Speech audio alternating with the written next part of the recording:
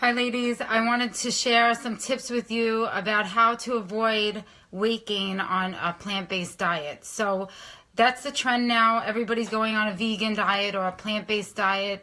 And a lot of times people will say, I've been eating all of these non-animal products and I'm gaining weight. And they don't understand why. They think automatically that because they've removed animal products, it's basically a given that they're going to lose weight. And the answer to that is that you can gain weight on a whole foods plant-based diet if you're not eating properly or correctly.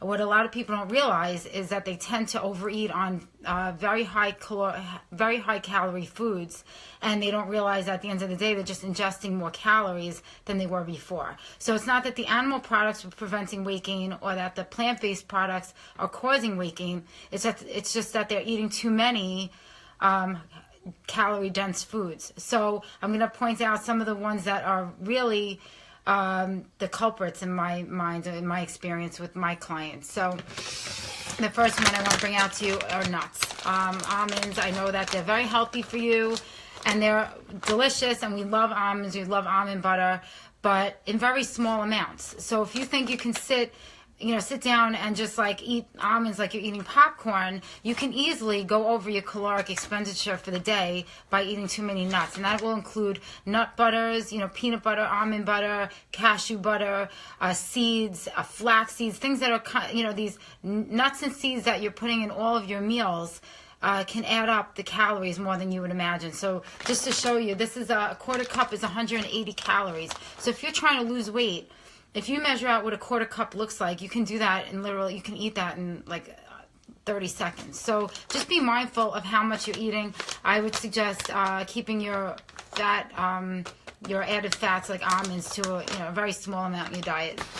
The second thing that I noticed that people do on a vegan or a plant-based, a whole foods plant-based diet is that they end up using a lot of oil when they're cooking in their food, and they use it on their salads, and you're using it to cook food. And the reality is you don't need to cook with oil. I don't cook with oil. There are ways to do it without oil. You don't need to use oil when you're cooking your food. This is something that you might have been taught your whole life, is to coat a pan with oil and to flavor things with oil. But unfortunately, again, it's the most calorie dense source of food you'll find on the planet. It has 125 calories for 1 tablespoon. So if you think about that on your food, that I'd rather eat the food than have it coating my food in a cooking situation. If you're making a salad dressing, the same thing. If you can use other things like mustard and avocado that at least have some kind of substance to them and are less calories, you'll be more satisfied as opposed to just drizzling olive oil all over your salad. The next thing I want to bring out to you, what a lot of vegans do, or plant-based people do, is they use a lot of cheese. This is a non-dairy cheese. It's delicious. I do use the cheese. I'm not saying that you shouldn't use any of these things. I do think it's great to help flavor your food and things like that. But again, 90 calories for a quarter of a cup. My opinion, there's not a lot of nutritional value with this. It's more of something that I would use as a condiment to something. So if you are making, let's just say, a vegetarian or vegan pizza and you want to add some cheese, use mostly vegetables and just use a sprinkle of the cheese. You can also use nutritional yeast. If you don't know what that is, I forgot to bring it down here to show you, but that's a great way to flavor your food, and it kind of gives it a cheesy texture. So you can use a mix of both, and that's what I do with this kind of thing. I don't use a ton of cheese, but I will use a sprinkle of it. So just be mindful of how much you're using.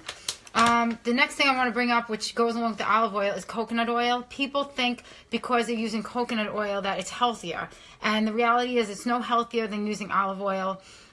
They're both very high in calorie dense foods. So again, if you're cooking with oil, you're going to go over your calorie expenditure for the day. Even if you're trying to lose weight, and you're using all of these things, just be mindful of how much you're using. I got 2 more things to show you. Protein bars.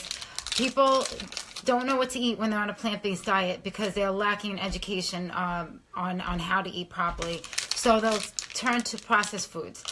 Protein bars are great in a pinch. If you're out and you don't have time to get to somewhere where you can eat something, or you're just at a place where you don't have access to food, that's pretty much the only time you'll see me eat a protein bar. Otherwise, you want to eat real food. This has, and I'm not saying anything bad about this bar. It has 200 calories, for this little amount of food, which honestly is the size of the palm of my hand. Now, you can eat a whole salad with beans and other things in it that's less than 200 calories. So just be mindful that don't use this as a form of diet for yourself, as a form of your nutrition. Use it for when you have nothing else available, or maybe you need something sweet and you don't want to eat a cookie and you'd rather have this. So that would be an option for you. That's something I want to bring out to you. And lastly, people tend to eat a lot of chips. We all love organic tortilla chips or whole wheat, whatever it is you're buying that's like on the healthy spectrum. Just be mindful that this is a processed food. They are delicious. I'm not taking that away from you.